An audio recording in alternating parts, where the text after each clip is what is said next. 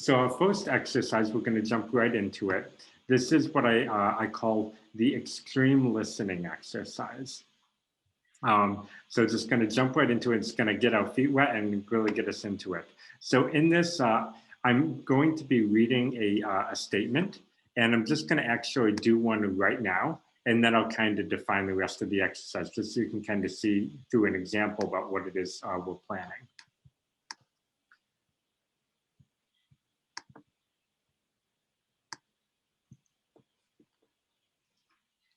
Well, so I'm going to say a statement like that. Very, very simple. I have stage instructions to kind of guide me since I'm not really an actor. And what I want you to do is when you hear the statement, I want you to actually write down what you perceive as coming after that. So you can just sort of like complete the sentence.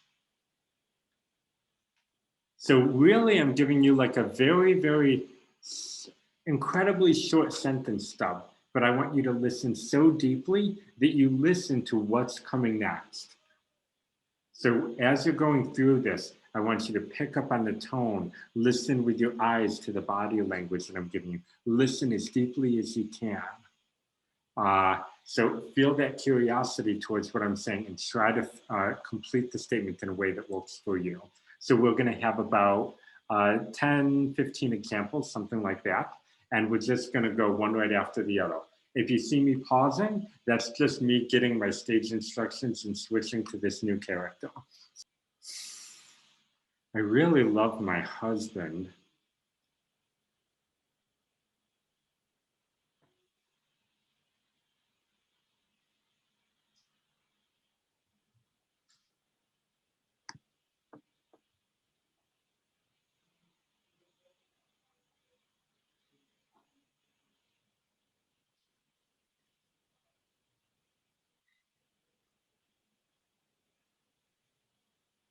And I'll give you a little countdown when I start the next one.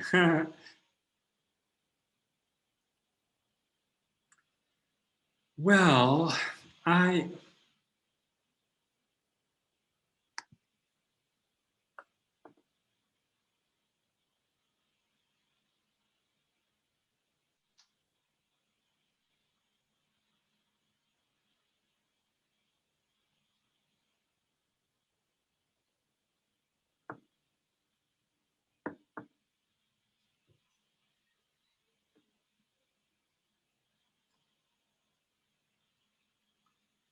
really feel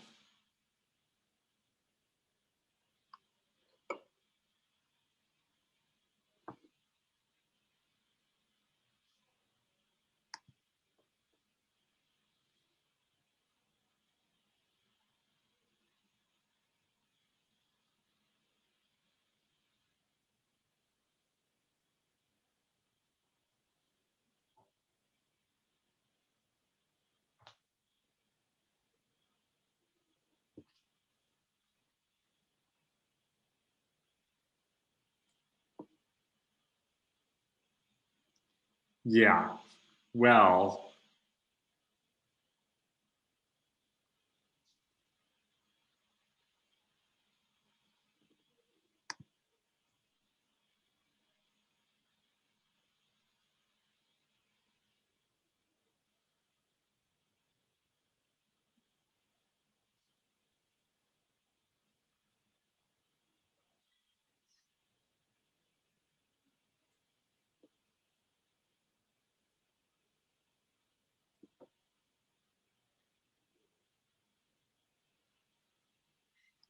I can't.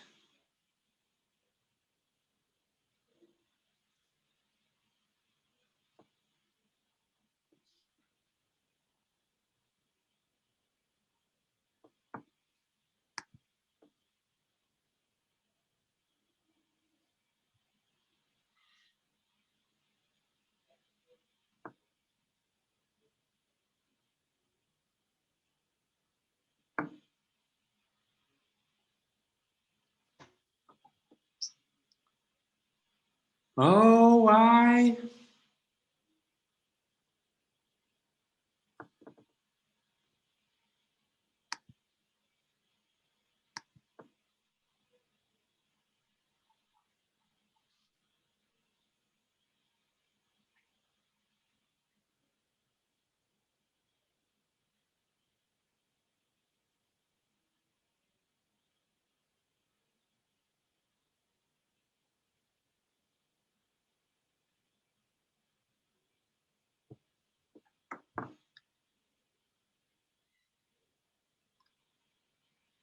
I'm just so,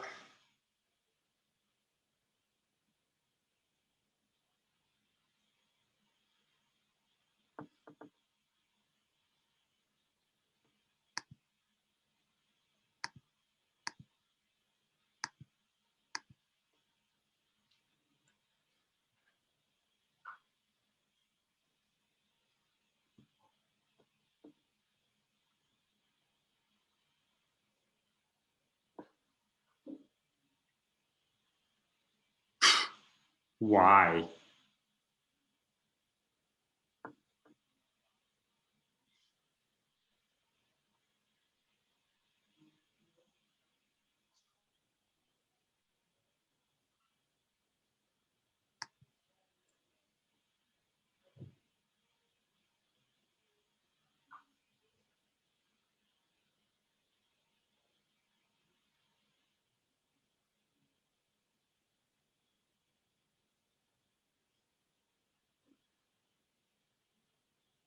Oh,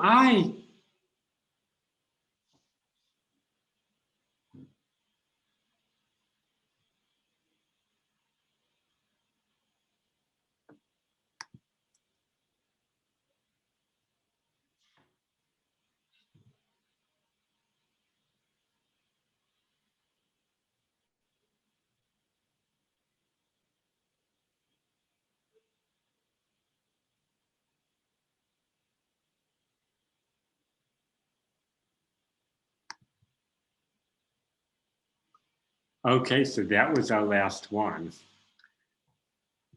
So let's have a little round robin and just give everybody the chance to kind of like, unpack a little bit about what that exercise was about for you. So let's actually give you a couple different opportunities of it. We'll give you three options of what to talk about, and we'll do a little round robin so everyone can share which one they want. So question one that you can answer when we go on a round robin is, what was that exercise like for you? Question two that you might answer might be, this one was really interesting for me. So I want to kind of share what I like wrote and kind of what I interpreted with that.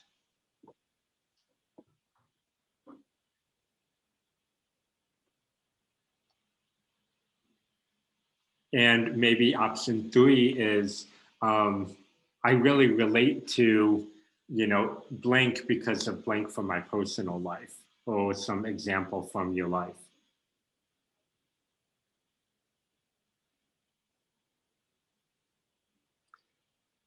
So what I'll do then is let's just do a round robin. And I'd like you to pick the example that you think will be most beneficial for every other member of the group. So that way, everybody is getting something that their peers think is maximally beneficial for every other member of the group.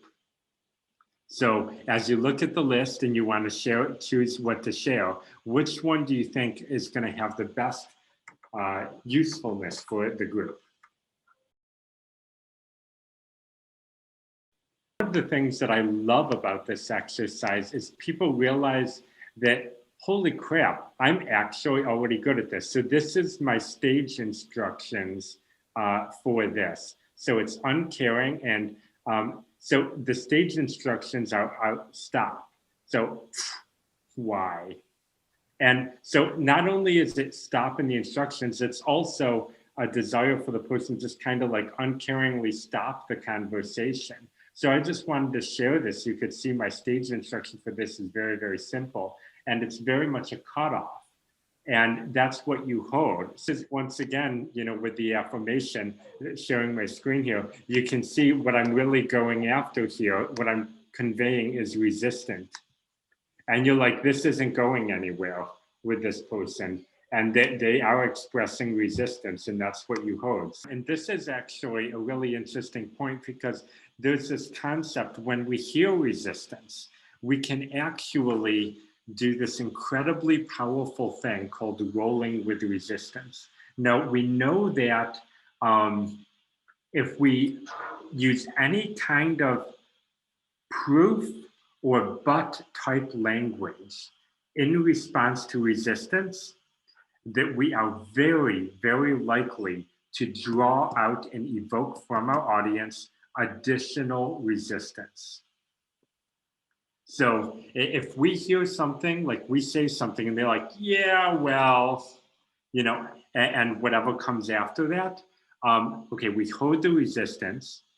If we like go with the but or we try to prove it to them after that, they're gonna double down.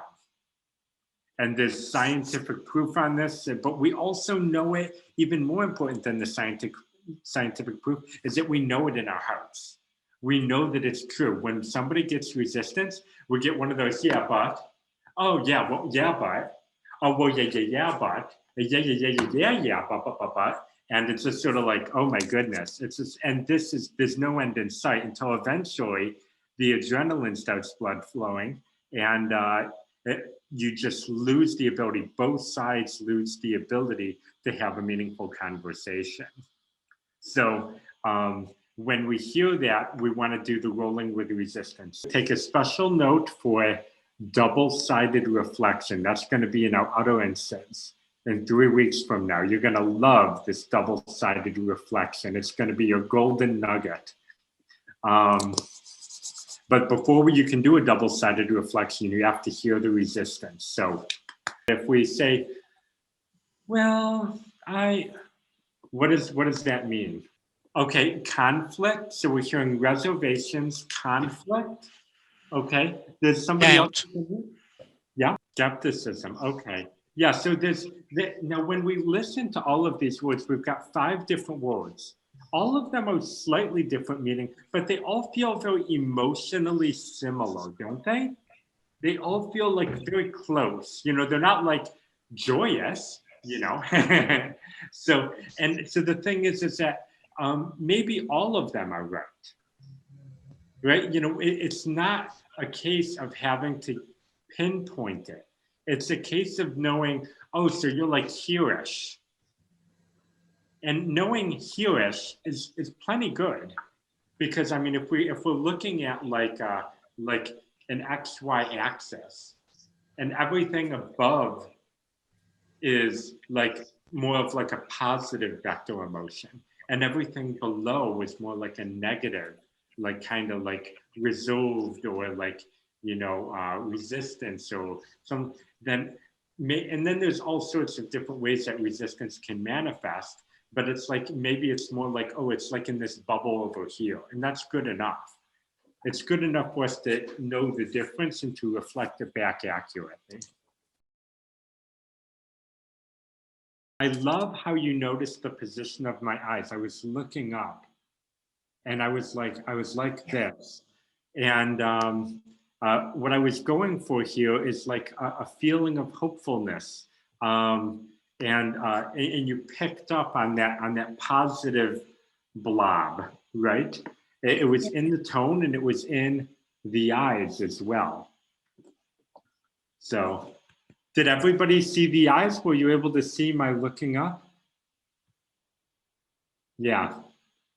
And it's just sort of like, I was almost like in a moment by myself where I was like, I had just heard somebody say something.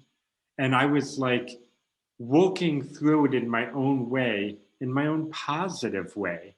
And then I was kind of reflecting it back just based on that was just my own impression.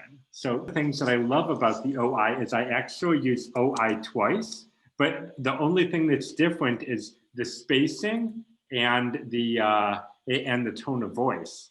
Like, so just with like pauses, so breath, how we breathe, and something means something, or and so once again, I'm going to go for another affirmation for you, Nigel. So, yeah, oh, here we are. I didn't read my stage instructions. Oh, and then you're like, get it. And look at what I said. It's like when in my stage instructions, get it now, right? Yeah. So it's like you heard the rest of the sentence in the tone. The tone carried the meaning more than the words. The eye position, what my face is doing, my breathing, my spacing, how I say the word carries a phenomenal amount of information. And now, in order to gather all of that information, did we do the phone number example before? Did we talk about phone numbers? No. Okay, wonderful. Then this is a great time. How many digits are in a phone number? This is probably going to be very different of an answer than normal. So I'm going to go with 10 because I've done this as a North American person. I'm used to the 10 response. And then for 11, it might actually even be more true after you see what I'm going to do here. So if you picture the 10-digit number, which is like, okay, well, there's 10 like numbers, but there's actually 13 characters in a 10-digit number, right? Because there's like open parentheses, a closed parentheses, and this like area code thing. And then there's like, then there's 3 numbers and a dash and then 4 numbers. So we add the paren, the dash, and maybe if you're like in like with the country codes, maybe it's even longer with more dashes and hyphens. So why do we break up the numbers like that? Why do we increase the complexity of a phone number by 30%, adding 3 additional characters to it when they don't even need to be there at all? And the answer is because they do need to be there. Because without those additional characters, our accuracy in punching in that phone number goes down dramatically and we end up calling somebody else. So why is it improving our accuracy? Because we're going 3, 3-4. So they're meaningfully clustered in groups of 4 or less. And what's interesting is that our brain can hold 4 clusters of information. So, and it's really kind of like 4 squared in this case. So it's like cluster, cluster, cluster, cluster. So now let's pause on the phone number for 1 second. Let's bring this back to MI.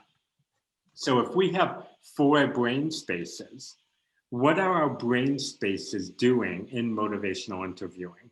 So we have 1 brain space to be able to listen to tone, 1 to be able to see and understand body language, 1 to hear and interpret the meaning of the words in conjunction with these other things, leaving us with a tiny little pinky to figure out what the heck are we going to say back to this person that's going to help them change.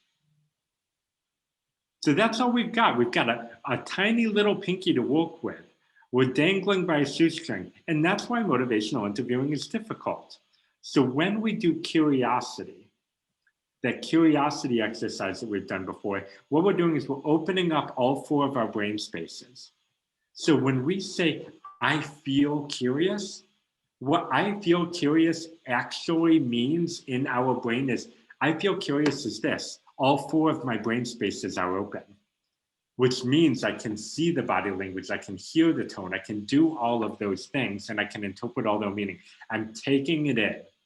Now, what does it look like on the other side? So let's say we won't feeling curious. Let's say we're just sort of like in a more normal state of mind. Well, what am I going to have for dinner tonight? That's holding up a brain space. Oh, I kind of missed that last thing that they said. Oh, what was it that they said? So then I'm doing my own internal process in my head. Oh, I also feel a little bit guilty because I missed that thing and I'm trying to fetch it. So now all those things that they're saying right now, I'm not getting it and I feel guilty because I'm missing them while I'm trying to reconcile, like, what was it they said? So then I have a tiny little pinky to try and figure out tone, words, body language, and what to say back. And that's when we end up giving back some kind of response that's just really kind of terrible and demonstrated that we weren't really listening. And we've all done that. I've done that like lots of times. So, and the responses are sort of like, wow, that was perfunctory. And so now what I do is I realize, like, I say that and I was like, you know what, actually, can we just take a step back? I think I missed something. I was distracted and I wasn't focused. So I really didn't hear you. I'm sorry. Could you just say that again? And so then it's like, can we just restart? Give me another try with all my brain spaces open when I'm not distracted and losing my brain. So what we just did in this exercise is we opened up all 4 of our brain spaces, and that's how we were able to hear all of this deep tone. So when we go into our conversations with our elected representatives, as many of our brain spaces open. So we have to leave what we're going to have for dinner behind us. Now, it's always interesting to say, how do I leave behind dinner, or how do I leave behind anything? So if you get a song stuck in your head, how do you get it unstuck? By singing it, right? You just sing it until it goes away, right? You just, or maybe you can say like, no, like, get out of my head. Get out of my head, Lady Gaga. Bad romance. Rah, rah, rah, rah, rah, rah. Get out of my head. Okay, and then it's like, but the more that you fight against it, the more that it's there. So if we wanted to get out of our head and we want to open up our brain spaces, all we have to do is just remember, I'm going to be curious about you. If you can manage that for 16 seconds, your short-term memory is about 16 seconds long. If you can say, I'm going to be curious, and you can maintain, I'm curious, and just channel your curiosity for 16 seconds, then most of the things filling up your brain will be gone. It's like magic. What we're going to do with this next session is it's going to be what I like to refer to as extreme observation. So last time it was a lot of verbal and tone with some body language. And this next one, it's going to be full-on body language. In this exercise, what we're going to be doing is, I call this extreme observation.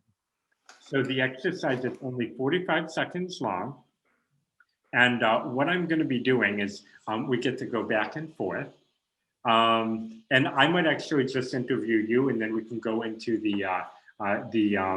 the rooms, and then you can have a chance to interview somebody else. So what I'm going to be doing is I'm going to be reflecting your body language continuously for 45 seconds. Now, when I reflect it, I'm going to be attempting to interpret the meaning of your body and what your body is doing. And as much as possible, I'm going to try to use not simple reflections, which a simple reflection would be like just saying, you're looking that way. So maybe I'll start with some of that, but ultimately I want to try to look deeper, to understand a deeper version of you as reflected by your body language. Now, one thing that I noticed was interesting is right before you did this thing with your eyebrows, and I was like, I was going to be looking very deeply. And there was, I'm not quite sure what was there, but there was like, you had a response to that I didn't know exactly what it was. But there was not quite intrigued, but like, if this is the bullseye, then intrigued is here. It's sort of like 1 degree of separation.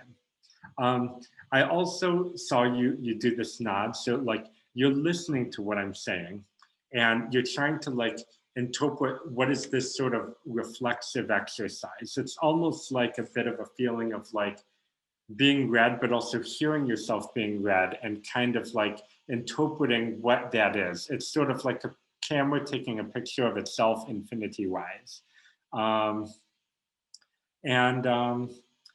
Then now so in between the smiles and the repositioning, there's, just a normalization in your face as you just kind of like settle in to say, I'm just gonna like be in the moment and just let this happen.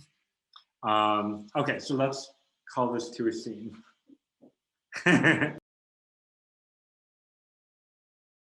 I find it's best to time yourself to about 45 seconds. And if you feel that sense of awkwardness or embarrassment, that's okay. Just go through with that. And if you're the person who's having your body language read, you want yourself to be on mute. And you can actually send things, not quite charade style, but more like let your body be genuine to what you are actually feeling in that moment. And let it come through. So that way there's something for your partner to read. And then just do your best. I'm going to put out 3 potential debrief questions for us. I think the purpose of that exercise was all sorts of different ways that one might respond. One might feel, and this is why this is, I use the example of over practicing, because this is extreme observation. So we're going beyond what we do in motivational interviewing. We don't have to do this level of observation when we're in motivational interviewing. What we need to do is we just practice like this. And then if we settle into just sort of like a meaningful amount of observation and we loop that in with the tone and the words and everything else, then we kind of like are hitting a little bit more where we want to be. So if you were to say like something that was like very memorable, like what is your takeaway from that? And let's see, what would somebody's be like, if you were to picture yourself a year from now, what would you most remember about this exercise? What made you more sort of like present to what your body language might be sending, and trying to like be like, how do I let my body interpret what I'm doing? So for me, it's like I'm always hands going everywhere. I mean, my name is Vince and I am Italian, so we normally aren't seeing ourselves. And an interesting point, kind of combining what Maria and what you just said, Christian, is to a certain extent, we almost are getting some feedback on our own body language in the Zoom environment that we actually don't get in an in-person environment, because we can't actually see our face. Normally, if we're like having a conversation with somebody while like looking into a mirror, they'd be like, oh my God, you're the most vain person I've ever met in my entire life. So, but like you could actually do that on Zoom. I mean, like, and like the field of vision is so close. Like I did actually observe myself just a moment ago when I was like body language all over the place. I'm Italian, right? Like, so it's like, I actually am getting a little bit of feedback from myself. It's kind of interesting. So that's a learning for me. So seeing yourself can actually take up a brain space. That sounds very accurate. And you know what? It's true, because I could feel myself,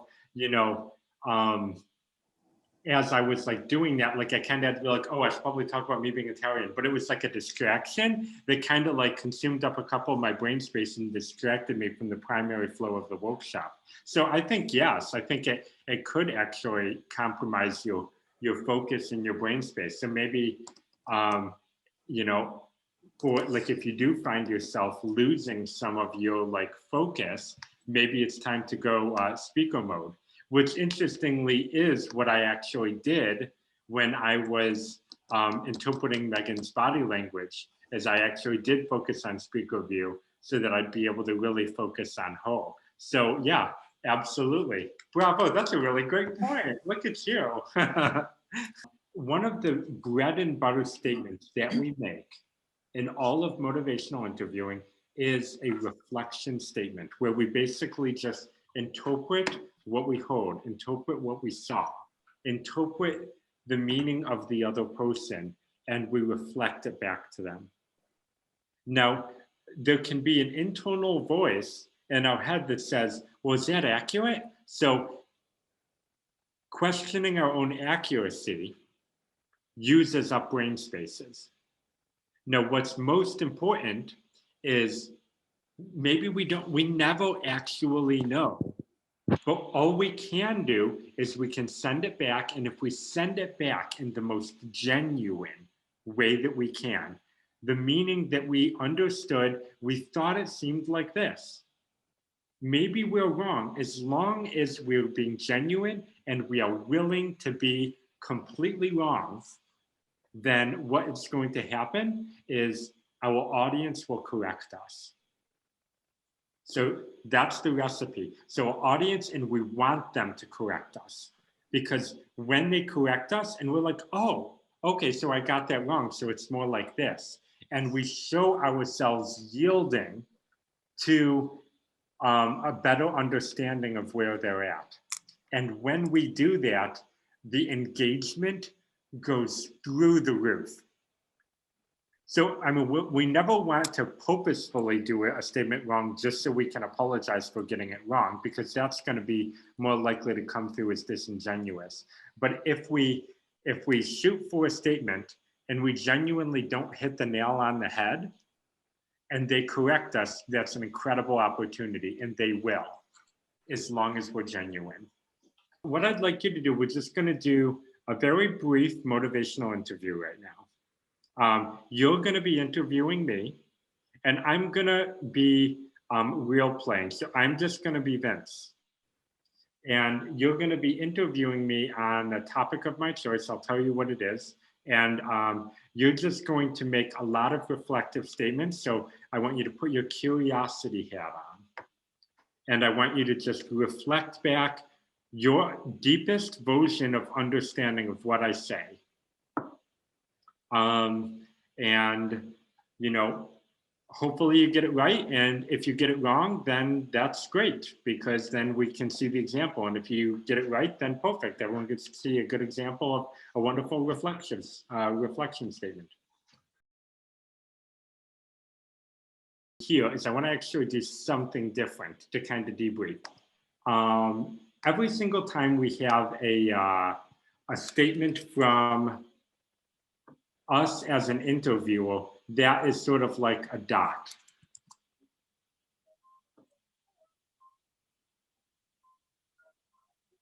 And then every statement from the interviewee is a line that connects those dots. So ultimately, we as interviewers control the direction of the conversation. The statements that we make are going to control the direction of the conversation. So what was interesting is there was both reflections and questions. So every single time we ask a question statement, then the direction of the conversation changes, okay? Then when we offer a reflective statement, something else happens, which is that the direction of the conversation does not change, but what it does is it stays in the same direction, and we get a wider view of that thing. So it becomes more of like a, I made a new slide by accident. So basically what we're doing is we're kind of creating like a thing like this.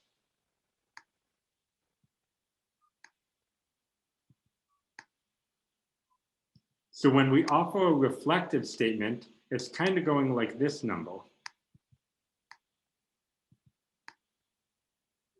So we get a wider view. So in some of those first questions, so I started off saying, you know, I'm like, you know, I've got this email thing. So now if Rob had said a reflective statement before, then it would have went wider. If he shows a question, it changes direction. Now your questions were actually very consistent because they were open-ended. So they were good questions. So what we want to do in a really, really good motivational interview is we want to use twice as many reflective statements as questions. And we're kind of getting a bit of a jump start on utterances from next week, but that's okay because this is a really, really good example because we all just were able to see it.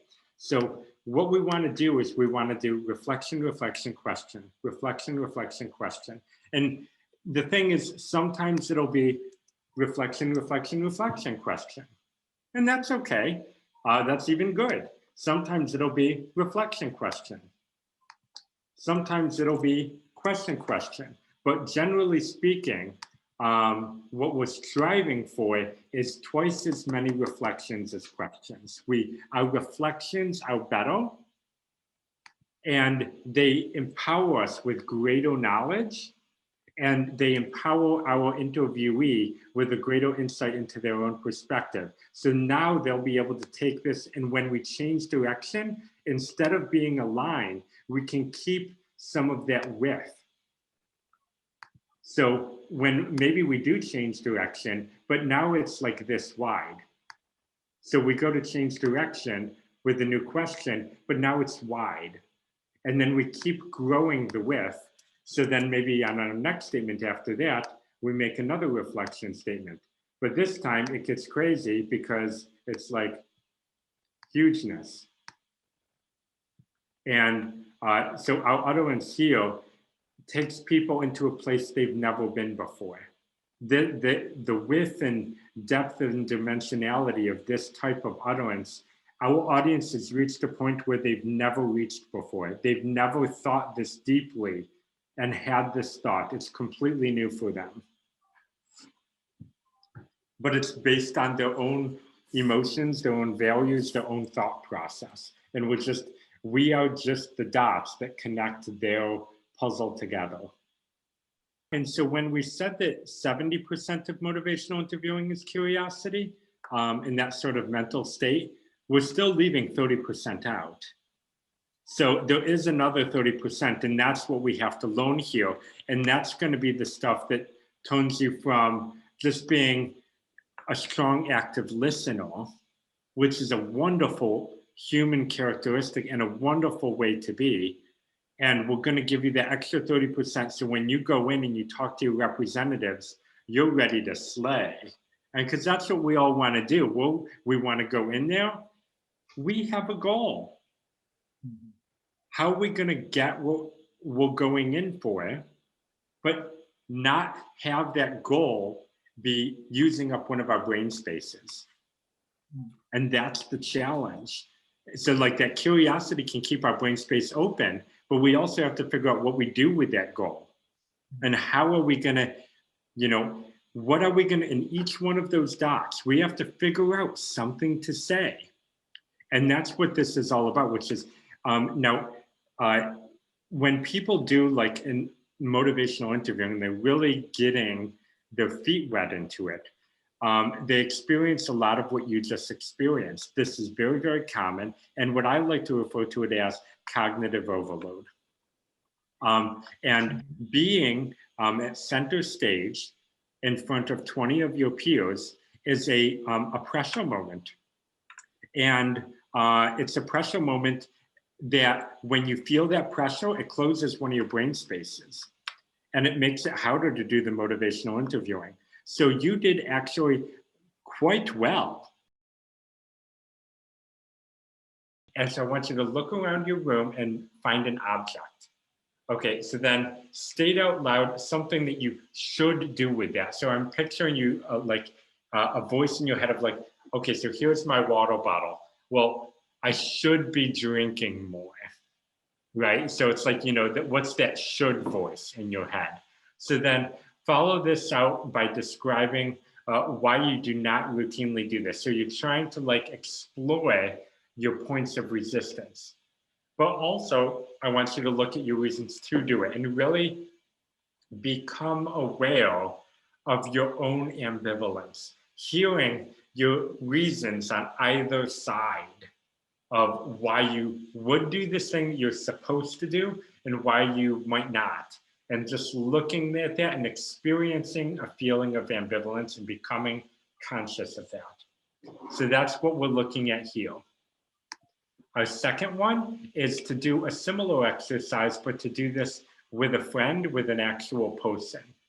Okay, so once again, considering a topic you have ambivalence on, and then to actually go through a similar process of this ambivalence and exploring this with a person.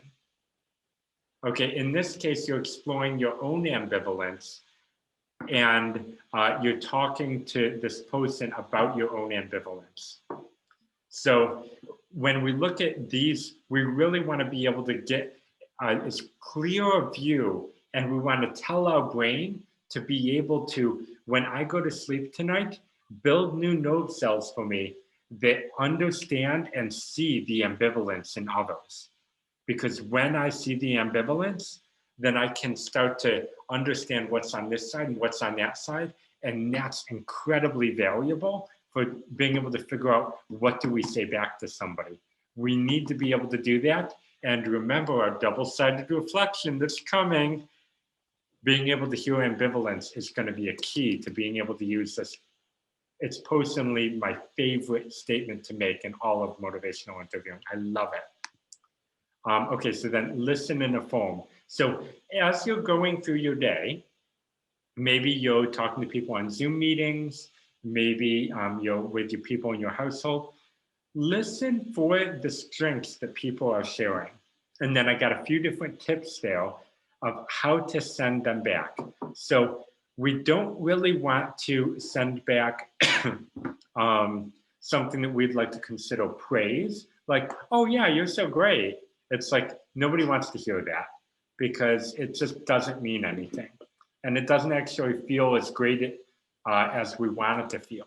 What we do like hearing is affirmations of our skillfulness, because that makes us feel more powerful, more strong.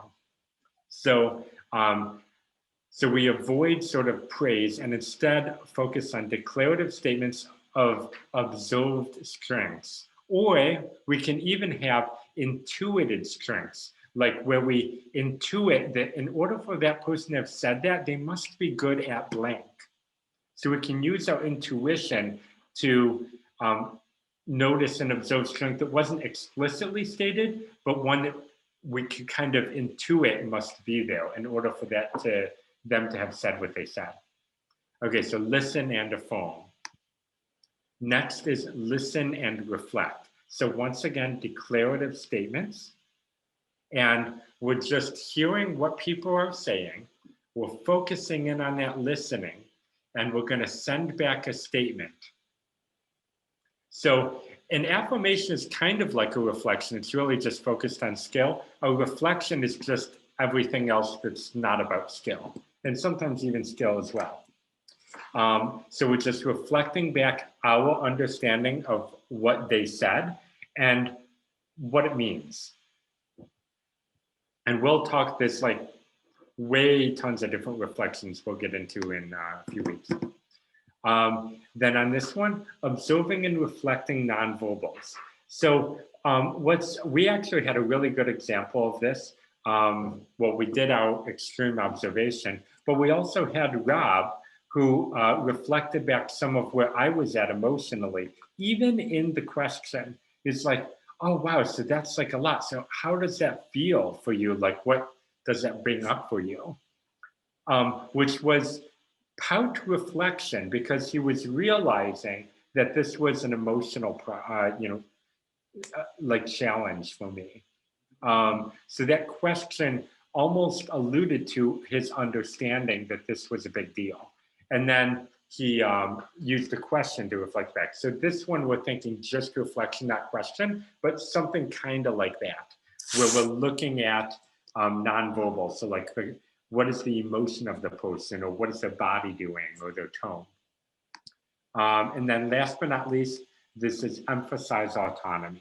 So, and this is, we'll review these last two in the audiences later, but this is when we hear somebody say something and they are sounding like they're not as powerful, then explicitly stating back that they have the right to kind of decide for themselves. So, and then there's a solo exercise. So saying it's up to you in at least 4 different ways and figuring out how to say it. And then if you can, try to actually use this with a person. What I would like everybody to do now is I'd like you to draw a line on your sheet of paper.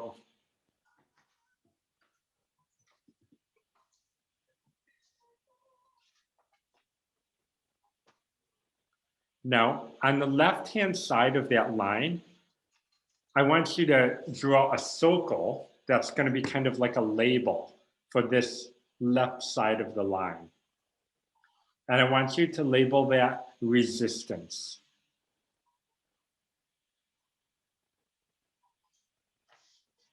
Then on the right-hand side, I want you to also draw a circle. And we're going to label this, and we're going to label this change.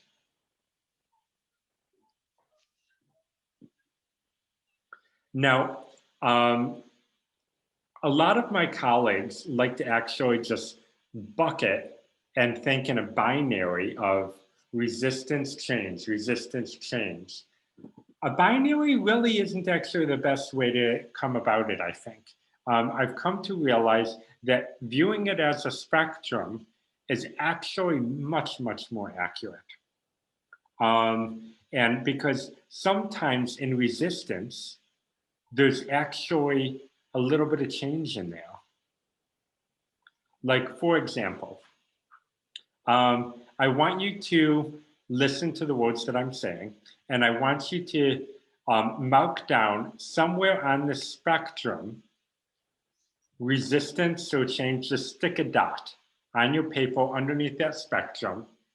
And then after you put the dot, I want you to put a range. And I want you to kind of like say, like, you know, what parts of this might go over this way? What parts of this might go over that way? And to kind of view this, instead of as a dot, view it as a range. Okay, so I'm just going to do a double-sided kind of two conversations. So I'm interviewing myself, and then I'm being interviewed.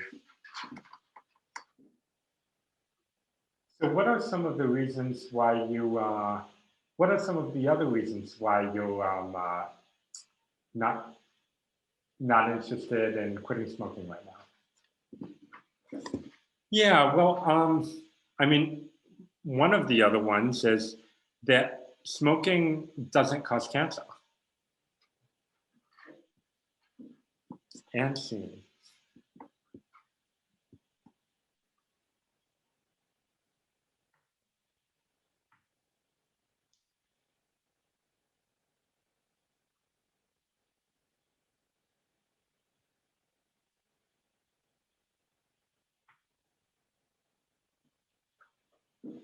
Okay, so now you put your dot somewhere.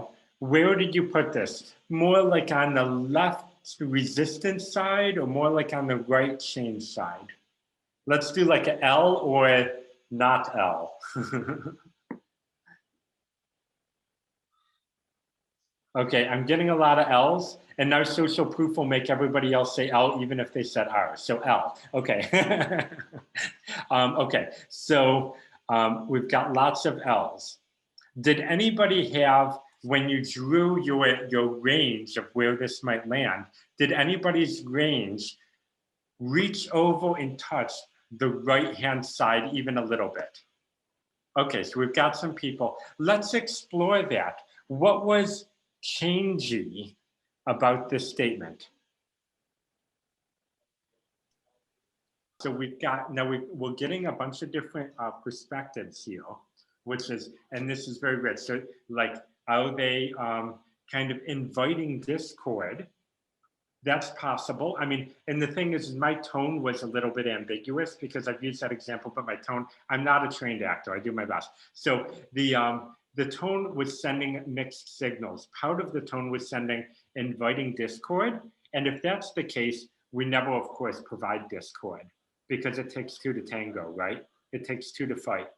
So if they are inviting discord, we're not going to give it to them. We're going to yield to that discord. Or if they genuinely believe it, then maybe this is an opportunity for us to unpack that. Now, what about this type of a thing?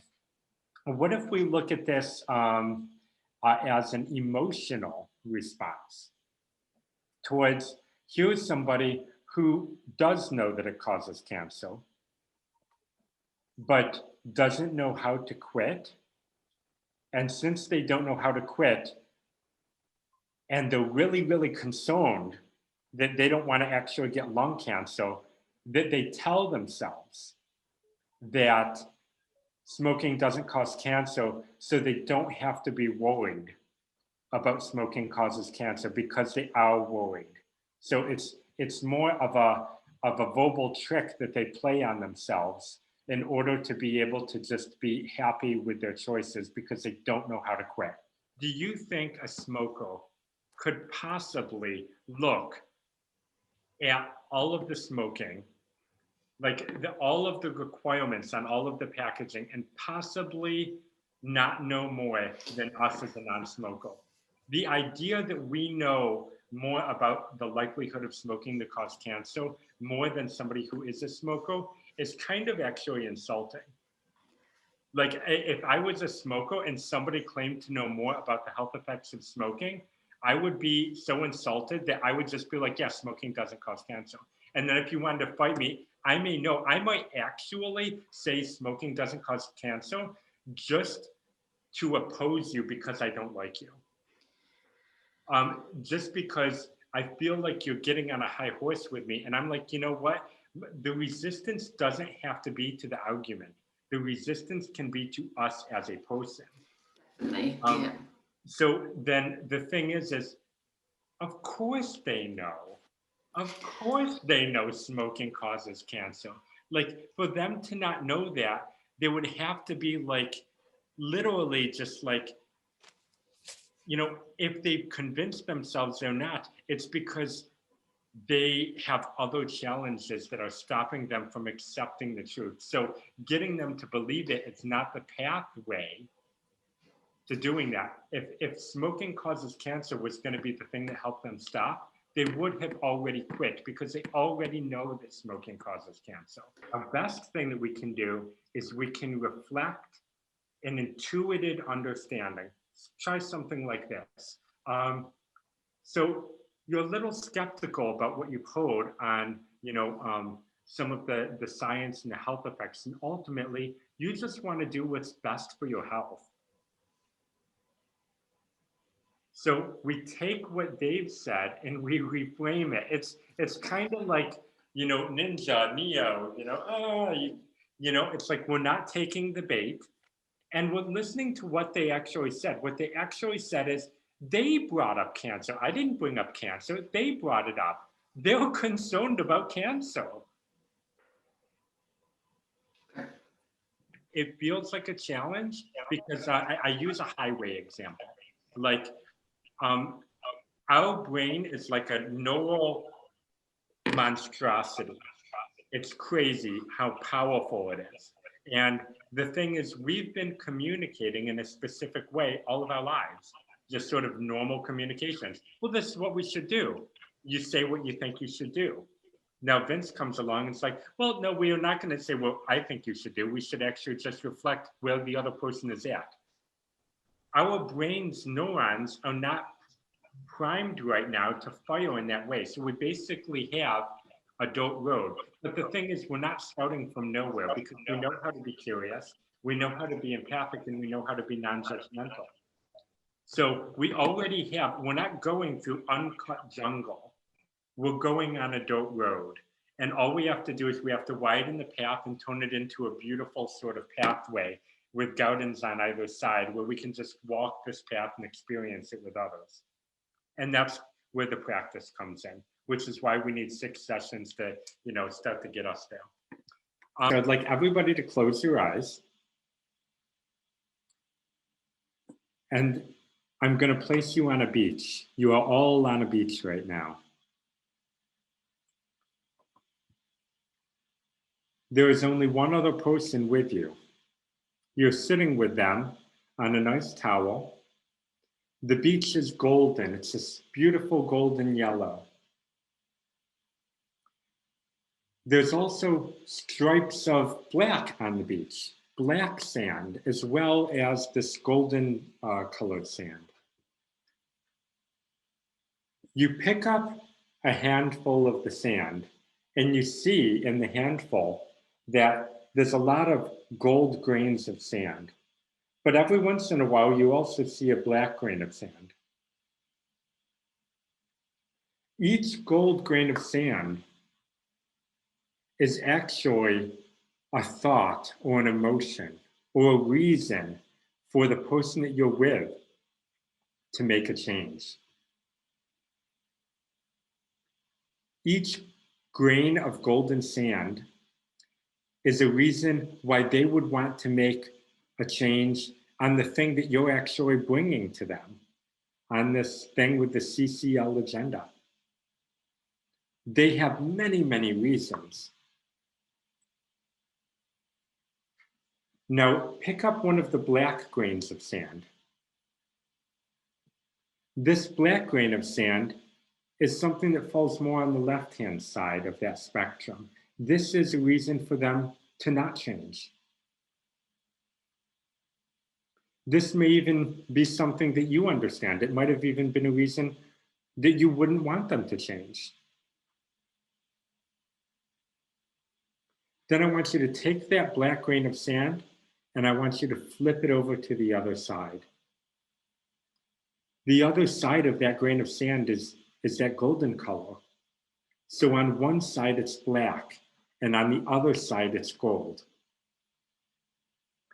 So in people's reasons for resistance, there's sometimes on the other side of them how that is actually a representation of a need for change. Then I want you to pick up a final black grain of sand and I want you to flip that one over. That one is also black on all sides. You don't know what's on the inside of that grain of sand. You don't know whether it's gold or black on the inside. In order for you to discover, you have to explore with the person you're with on this beach. You have to inquire with curiosity, reflect and hear more about what they're saying, to crack open that grain of sand to find out what's there, and to help them to discover how many gold grains they have.